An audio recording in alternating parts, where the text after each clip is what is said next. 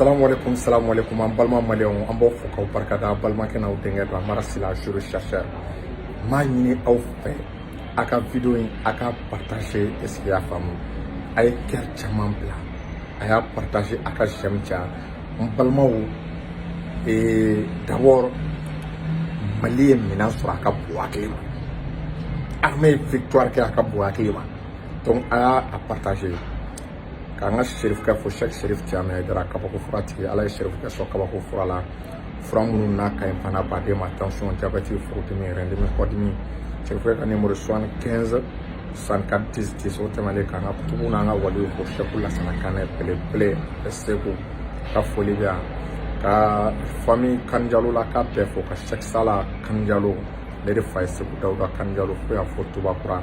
Morikɛ a tɛ une semaine kɛ a ka Amadu Kanjalo fo yan fo Digi ka Digi ka bɛɛ fo ka Victoire Gloire a président ba n'o Segu Tunkara ka foli bɛ yan en même temps ka membre fo Kili Lajɔ est-ce que y'a faamu a n'a militant n'a sympathisant ka se Adama Samakew ma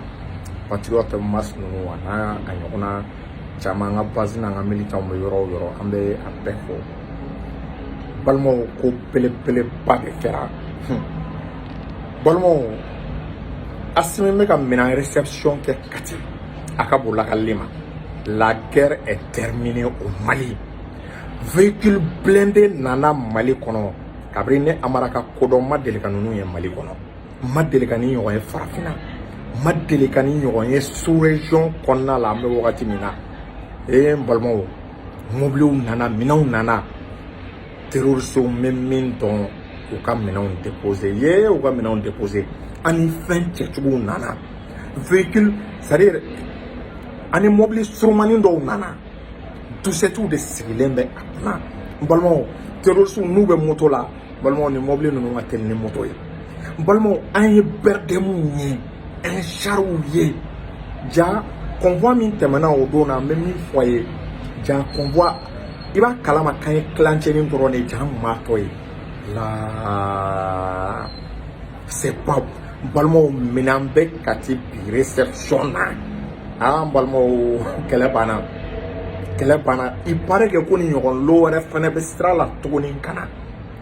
balimaw bi wallahi a y'a bila u kunna rébellion tɛ se ka Mali kɛ a y'a bila u kunna terrorisme tɛ se ka Mali kɛ a y'a bila aw kunna jamana 5 mana bi Mali kan an bɛ wagati min na armée malienne bɛ taa tugu a la a bɛ pogo don a la yɔrɔ mɔgɔw kun a kun kɛra dɔw kɔnɔ k'an bɛ ka a tɔgɔ k'an bɛ ka avion dɔrɔn de san k'an bɛ ka ɲina dugumaminɛnw kɔ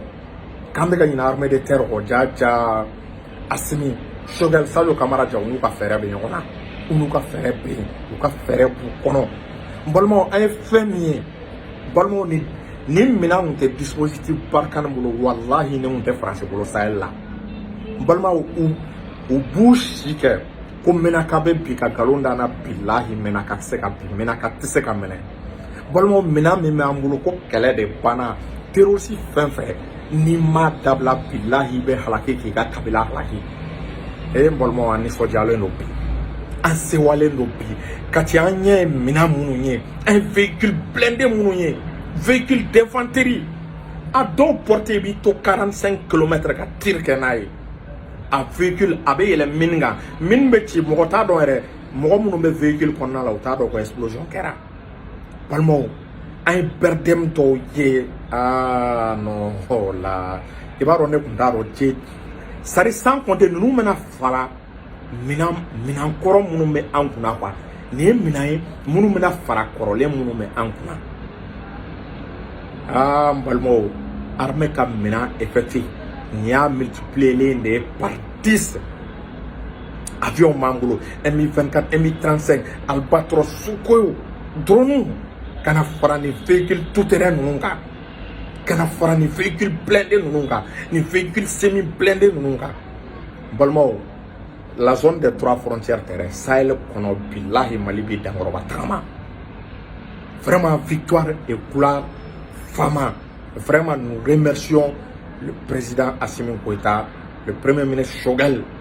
ani le ministre compétent Essia comme Sadio Kamara ni y'a ye nin baara bɛɛ sera ka kɛ a kɛra sur budget propre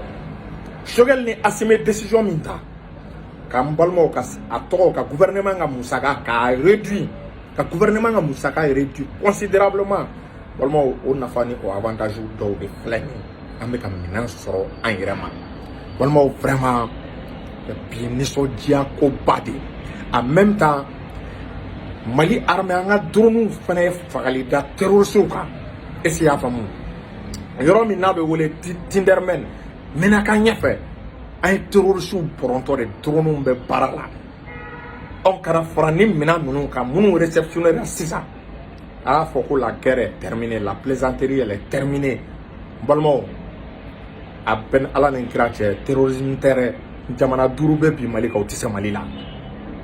est-ce que y'a faamu wa an ka hélicoptère min n'a tiɲɛna an bɛ dugawu kɛ Ala ka hinɛ pilote la balimaw Poutine ko ko o hélicoptère c'est à dire k'a remplacera déjà quoi hélicoptère lo wɛrɛw bɛ n'ale tuguni e n balimaw a y'a hakili latigɛ o de la cette transition mérite ne serait-ce que pour le bilan de l'armée ça mérite d'être soutenu encouragé une dynamique kan ka maintenir parce que ni transition in mɛnna ni sécurité nana an ka dugu jukɔrɔ minɛnw an ka dugu jukɔrɔ nafolo an bɛ olu exploitation an bɛ a daminɛ n balimaw fɛn bɛ kati bi min tɛ minɛn ye balimaw c'est à dire bi jigisigi bɛ l'espoir il est là l'espoir est permis jugu caman sɔn bɛ pɛrɛn n'a bɛ minnu kɔnɔ tubabuw ka propagande c'est la fin de la propagande k'u ka nin image yira RFI ni France 24 la ko mena ka tɛrɛ ko Mali yɔrɔ tɛ min bɛ se ka bin a tɛ yen bilahi a tɛ yen wa n balimaw an bɛɛ ka ɲɔgɔn sɔrɔ pour que ka baara in ban balimaw ni minɛnw sɔrɔla n'an ma MINUSMA gɛn ils sont capables k'u b'an yɛrɛ dama bila ɲɔgɔn na n'an ma MINUSMA gɛn ils sont capables k'u bɛ génocide wuli n'an ma MINUSMA gɛn an solila ma taama o de la wele bilalen bɛ bɛɛ ma Ala kama an kana kɛ ko ne ma wele personnellement téléphone ma ta Amara Sila n bɛ wele Bɛn de Cerveau n bɛ wele Segu Tunkara n bɛ wele docteur Alain Boku n bɛ wele est-ce que y'a faamu Tahirou Bane c'est à dire kabiri bɛ appel in mɛ sini an ka ɲɔgɔn sɔrɔ palais de la culture objectif tɛ palais yɛrɛ ka palais fa palais alentour k'a fa ka palais fa jusqu'à 1 kilomètre écran géant ni fɛnw bɛ sigi n balimaw Ala kama a ye bɔ n'an ma bɔ ka MINUSMA lata MINUSMA b'an lata dɛ an ka bɔ sisan bɛɛ y'a ye k'a fɔ mɔgɔ sanga armée la tiɲɛni sugu dɔw bɛ n'i y'a kɛlɛ MINUSMA ka baara de don vraiment donc un petit ramassé en français vraiment nous venons de voir que Assimi a acheminé, a acheté sur budget propre de l'État des véhicules blindés, des véhicules tout-terrain, des véhicules tactiques pour renforcer l'armée de terre. Ainsi, l'armée malienne est en train de se positionner pour devenir vraiment l'une des meilleures armées les plus équipées en Afrique. L'armée malienne ainsi que l'armée burkinabé. Le capitaine Ibrahim Traoré aussi est en train de faire de même. Au Burkina, il est en train d'équiper l'armée burkinabé non seulement des moyens aériens et des moyens terrestres. Ce qu'on a vu aujourd'hui à Kati, Balmao, cela veut dire les Maliens, le peuple qui nous suit à travers l'international, c'est-à-dire dormez tranquille, Ménaka ne peut pas tomber. Le Mali ne peut pas tomber. Est-ce que vous voyez? Les terroristes ne peuvent pas faire du Mali leur nez. Ce que le général nigérien a dit sur le Mali, c'est faux, c'est la réalité. Qu'on montre ces images au général nigérien, que l'armée malienne, la montée en puissance de l'armée malienne n'est pas de la propagande, c'est de la réalité. Les acquisitions que nous sommes en train de percevoir vont nous hisser au rang des premières puissances d'armée d'Afrique ainsi que du Burkina. Je vous remercie. Salam alaikum.